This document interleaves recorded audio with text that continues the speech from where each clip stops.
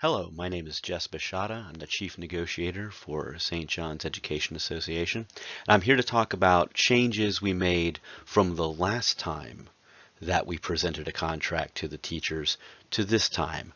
We went back to the table and renegotiated with the district, and there's been a few changes. I'm here to highlight these changes. First off, as always, this presentation is an overview. In order to understand the entirety of the contract, please read through what is presented at your work site so you have a good idea what you're voting on. Same as before, there were only 2 articles opened. The changes that happened today are for MOUs and for compensation and insurance. There are 4 changes that happened in this newly negotiated contract. One is that the remote planning day MOU was changed. Secondly, an optional planning day MOU was added. There's an adjustment to the way the insurance plan will be rolled out, and there's an increase of the compensation offer. The working remotely MOU was changed to include all days remaining in the school year. They are now all optional for you to work remotely on those days, and to include the 4 end of quarter planning days for next year. Those are all also remote working days. Please note this does not include the days before school, the pre-planning days. This is just for the end of quarter days, and those days are listed on this slide. An optional planning day MOU has been created, and this secures the optional planning day as being teacher directed, meaning it's individual planning instruction. There should not be meetings of any variety on the optional planning day now. No get to meet you meetings, none of that. Should be just for you to set up your classroom and get your planning started. The insurance plan, which determines deductibles and the price of prescription drugs and copays, will not be changing this year. Please expect it to change in the future. It will be renegotiated during next year's negotiations. The premium increases to the insurance plans will take effect this year, probably starting in January.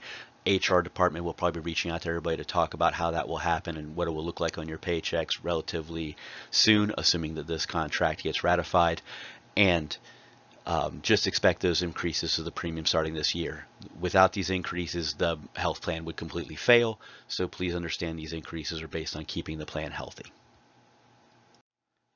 There was an increase to the compensation offer. Presented here are the highly effective pays by years of experience.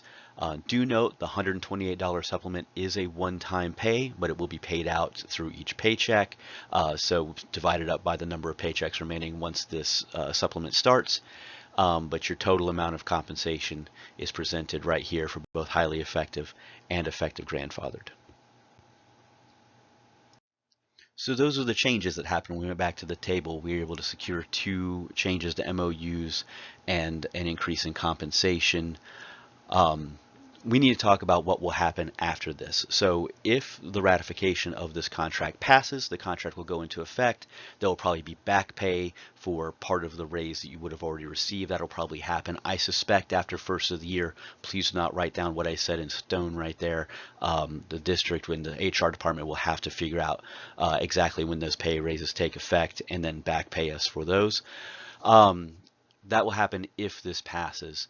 Now, if this contract does not become ratified, we will have to go back to the table. And I feel for you to be fully informed to make your decision to vote, you need to understand it is my professional opinion that if we go back to the table, we will go to an impasse with the district. We will have to go to a court. We will have to be before a magistrate. We will have to make our case. That magistrate will then present that case to or their decision will be presented to the school board, and the school board will then decide on whether or not the contract will be imposed the way it was, or if whatever we try to win in the court will be accepted. There is no guarantee of success or a better deal by going to impasse. I want you to understand that this bargaining team will always support the will of the worker, the will of the laborer in your decision, but I want you to also understand that if you make this decision to not ratify this contract, we will have probably to go to impasse unless something happens that's outside my knowledge. I really appreciate you taking the time to look through this. I appreciate you listening to me. I really appreciate all your work. Please make sure you read through the contract and make an informed decision about how you want to vote.